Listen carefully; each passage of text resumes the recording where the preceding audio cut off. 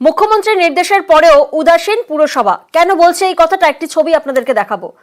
Bus stand যার shade দেখুন পুরোপুরি বেদখল হয়ে গেছে।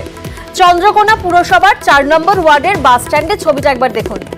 এই বাস স্ট্যান্ডের সামনে দেখুন যে শেডটা সেটা কিন্তু পুরোটাই দখল হয়ে গেছে। সেখানে ছোটখাটো দোকান শুরু হয়েছে, ব্যবসা শুরু হয়ে গেছে, রমরমিয়ে ব্যবসা চলছে সেখানে। বাস স্ট্যান্ডের চত্বর জুড়ে জবরদখল করে চলছে ব্যবসা, আর এতেই কিন্তু বাস চলাচল এবং যাত্রী ওঠানামায় চরম দুর্ভোগ হচ্ছে। প্রতিনিধি সুকান্ত এই মুহূর্তে আমাদের সঙ্গে রয়েছেন, সরাসরি সুকান্ত থেকে একটু জানি। সুকান্ত, আমরা দেখেছি মুখ্যমন্ত্রী নির্দেশ দিয়েছেন, মুখ্যমন্ত্রী হুঁশিয়ারি দিয়েছেন, তারপরেও কেন প্রশাসনের টনক নড়ছে না? কেন এহেন ছবি চন্দ্রকোনা পুরসভায়? একদমই প্রিয়াঙ্কা, সেই দাবি তুলছেন এলাকার মানুষ। শুধু তাই নয়, ওই যে কেন্দ্রীয় বাস স্ট্যান্ড, সেই বাস স্ট্যান্ডের যারা রক্ষণাবেক্ষণ করেন, দেখভাল করেন, তারাও দাবি তুলছেন, আবেদন করছেন যে এই যে দখল হয়ে রয়েছে সেই দখল মুক্ত হোক চন্দ্রকোনা বাস স্ট্যান্ড। কারণ এই চন্দ্রকোনা বাস স্ট্যান্ডের বহু দূরপাল্লার গাড়ি চলে বিভিন্ন রুটের। সুকান্ত, এই জায়গাটায় তোমার থেকে একটু জানার চেষ্টা করব। দাবি তো হচ্ছে, কিন্তু প্রশাসনের কানে পৌঁছচ্ছে না কেন? যে ছবি আমরা দেখাচ্ছি সেই ছবি কি প্রশাসনের নজরে আসছে না? একদমই প্রিয়াঙ্কা, এই নিয়ে আমরা চন্দ্রকোনা পৌরসভার চেয়ারম্যান প্রতিমা পাত্রের সাথে কথা বলেছিলাম। তিনি অবশ্য দাবি তুলেছেন যে মাইক প্রচার করা হয়েছে, খুব শীঘ্রই ওই জায়গা দখলমুক্ত করা হবে। কিন্তু খুব শীঘ্রটা আরও কতদিন সময় লাগবে সেইটাই দাবি তুলছেন এলাকার মানুষ এবং নিত্যযাত্রীরা। তাদের দাবি যে তারা দাঁড়ানোর জায়গা যে শেড, সেই শেড পর্যন্ত দখল করে নিয়ে ব্যবসা চলছে। সেই দখলমুক্ত না হলে বহু সমস্যায় পড়তে হচ্ছে নিত্যযাত্রীদেরকে। প্রিয়াঙ্কা, একেবারে বোঝাই যাচ্ছে পুরসভাকে জানিয়েও সুরাহা না মেলার অভিযোগ, বিকল্প ব্যবস্থার দাবি করছেন দোকানদাররা। আমাদের হচ্ছে একটা দোকান করে দিতে হবে, দিয়ে তারপরে আমরা ব্যবসা করবো, আর আমাদের চলবে কি করে? এই ব্যবসার উপর আপনাদের হ্যাঁ চলে। হ্যাঁ, গাড়ি না থাকলে গাড়ি থাকতে হবে, খালি আমাদের বোর্ড অফ কাউন্সিলরদের মধ্যে একটা আলোচনা হচ্ছে। আমরা ওই আলোচনার পর আমরা তাদেরকে শুনিয়ে দেবো, জানিয়ে দেবো যে 1 মাস তোমাদেরকে টাইম দেওয়া হলো। এই 1 মাসের মধ্যে তোমরা নিজেরা যদি ঠিক করে নাও, সমাধান করে নাও, তাহলে অসুবিধা নেই, না তারপরে আমরা নাহলে পৌরসভা স্টেপ নেব। জলের ট্যাঙ্ক ভেঙে বিপত্তি এর আগেও আমরা দেখেছি, তবে এবার আপনাদেরকে দেখাবো এগ্রার একটি ভগ্নপ্রায় জলের ট্যাঙ্ক। রীতিমতো আতঙ্ক এলাকায়, কারণ দেখুন এই যে জলের ট্যাঙ্কের ছবি আপনাদেরকে দেখাচ্ছে, দেওয়ালে ইতিমধ্যে ফাটল ধরে গেছে, যে কোনো সময় ভেঙে পড়তে পারে এই জলের ট্যাঙ্কটি। এবং এই জলের ট্যাঙ্ক নিয়েই তো আতঙ্কে এলাকাবাসী। আর যাতে কোনো প্রকার দুর্ঘটনা না ঘটে, তাই এলাকাবাসীর দাবি এই জলের ট্যাঙ্ক মেরামত করা হোক। প্রতিনিধি পঙ্কজ এই মুহূর্তে আমাদের সঙ্গে রয়েছেন, সরাসরি পঙ্কজের থেকে একটু জানি। পঙ্কজ, এলাকাবাসী দাবি করছেন যে আমরাও ছবিতে দেখলাম যে জলের ট্যাঙ্ক রীতিমতো ফাটল ধরে গেছে, এখনই যদি মেরামতি না করা হয় তাহলে তো যে কোনো বড়সড় দুর্ঘটনা ঘটে যাবে। প্রশাসনের তরফে কোনো ব্যবস্থা নেওয়া হবে? দেখো প্রিয়াঙ্কা, তোমাকে জানিয়ে রাখি যে প্রশাসনের পক্ষ থেকে কিন্তু যেখানে আশ্বাস দিয়েছে এই ট্যাঙ্কি মেরামত করা হবে না, এই ট্যাঙ্কি ভাঙা হবে। কারণ 2 বছর আগে থেকে এই অস্বাস্থ্যকর ট্যাঙ্কি বলে যেটা জরাজীর্ণ হয়ে পড়ে রয়েছে, তার ফলেই কিন্তু 2 বছর আগে থেকেই এই ট্যাঙ্কিতে জল ব্যবহার করা বন্ধ রেখেছে প্রশাসন। অল্টারনেটিভ যেখানে পরবর্তী একটি ট্যাঙ্ক তৈরি করে সেখান থেকে 4টি ওয়ার্ডে জল সরবরাহ করছে।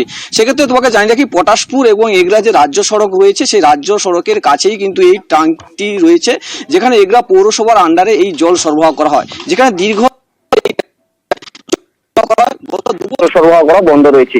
সেক্ষেত্রে যেখানে তার আশেপাশে স্থানীয় দোকানদার এবং পথচলতি মানুষ সহজে, স্থানীয় একটি কলেজ রয়েছে, সেখানে কলেজের ছাত্রছাত্রীরা যাতায়াত করে। এক্ষেত্রে শুধু ছাত্রছাত্রী নয়, যে পড়ুয়া সময় ব্যস্ততম রাস্তার উপর ভগ্নপ্রায় জলের ট্যাঙ্ক, তাই তো কোনো প্রকার দুর্ঘটনা ঘটার আগেই তো স্থানীয়রা, এলাকাবাসীরা দাবি করছেন এই জলের ট্যাঙ্ক ভাঙার। তুমি বললে যেমন যে প্রশাসনের তরফ থেকে বলা হয়েছে জলের ট্যাঙ্ক ভেঙে ফেলা হবে, কিন্তু কবে? প্রশ্ন তো সেখানেই।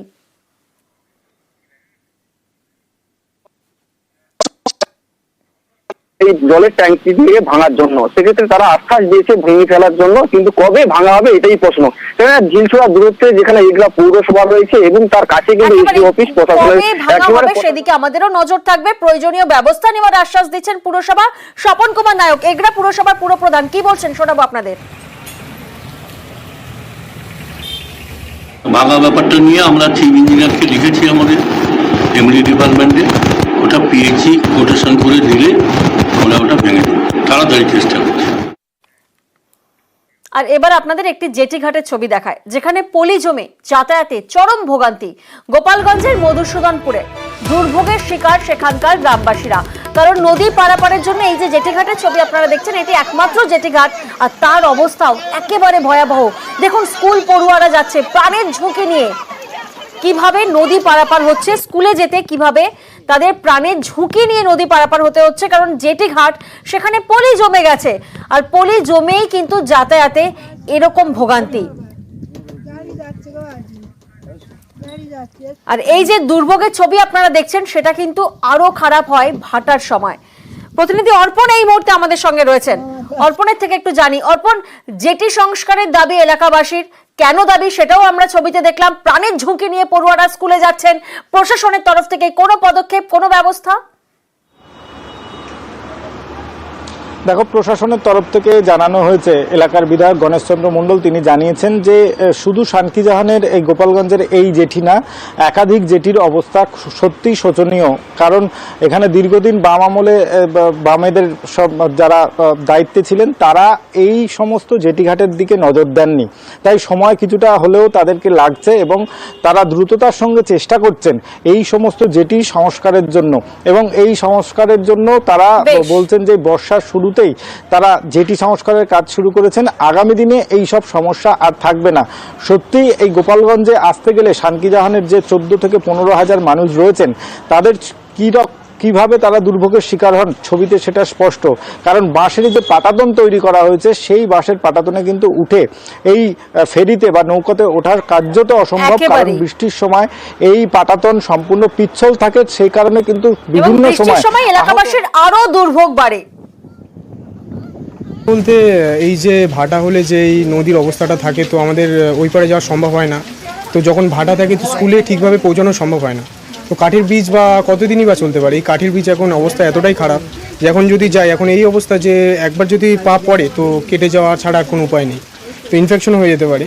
তো আমাদের একটাই অনুরোধ যে এই কাঠের ব্রিজটা যেন সারানো হয়, যেটা এটা যেন অনেকদিন থেকে। দেখুন, আমাদের অনেকগুলো জেটি ঘাটে এরকমই ছিল, আমরা ঠিক করেছি। তো শানকিজাহান এবং গোপালগঞ্জের মাঝখানে যে জেটি ঘাট দুটো রয়েছে, ওখানে জেটি দুটো খারাপ হয়েছে, আমরা খবর পেয়েছি এবং ইতিমধ্যে আমি পঞ্চায়েতকে বলেছি কিছুটা রিপেয়ার করে দেয়। এবং ভবিষ্যতে আমরা একটা পরিকল্পনা নিয়েছি যে ওখানে যদি আমরা পাকাপোক্ত জেটি করতে পারি তাহলে এই সমস্যাটা মিটে যাবে। তবে নদী যেহেতু স্রোত হারাচ্ছে, জেটি করলে আবার সেটা কাদার নিচে চলে যাচ্ছে, যখনই আমরা কোনো কাঠের বা রিপেয়ারিং করতে চাইছি সেটা চলে যাচ্ছে।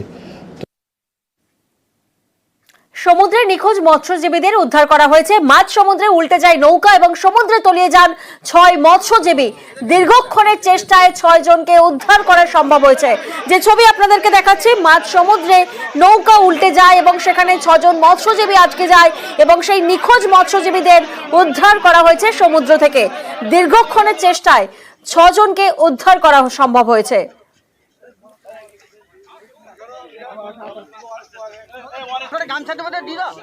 নিষেধ ছিল, সবাই বলেছিল, কিন্তু মানেনি, চলে গেছে। তা সত্ত্বেও চলে গেছে, এই জন্য তো খোঁজবা পেয়েছে কিছুটা। 3-4টা ট্রলারও গেছিল খুঁজতে। স্বামীর সঙ্গেও কথা বলেছি, এক্ষুনি কথা বললাম, এই জন্য আনন্দ হলো। প্রতিনিধি সুজিত এই মুহূর্তে আমাদের সঙ্গে রয়েছেন। সুজিত, সুখবর যে 6 জনকেই উদ্ধার করা সম্ভব হয়েছে। মৎস্যজীবীরা এখন কেমন আছেন? মৎস্যজীবীদের মধ্যে 6 জনের মধ্যে একজনের অবস্থা গুরুতর হলেও বাকিরা এখন সুস্থ আছে এবং তাদের কাছি হাসপাতালে ভর্তি করা হয়েছে। এবং যেটা জানা যাচ্ছে যে তাদের নৌকা ডুবে গেলেও তারা ব্যারেলে ভাসমান ব্যারেলে তারা কিন্তু ধরে কোনো রকম প্রাণ বাঁচানোর জন্য সমুদ্রে কিন্তু তারা না ডুবে গিয়ে কোনো রকম ভেসেছিল এবং তাদেরকে উদ্ধার করা গেছে। উদ্ধার করে পেটুয়াঘাট মৎস্য বন্দরে তুলে নিয়ে এসে কাঁথি হাসপাতালে ভর্তি করা হয়। তাদের শারীরিক অবস্থা আগের থেকে ভালো আছে বলে প্রিয়াঙ্কা জানা গেছে।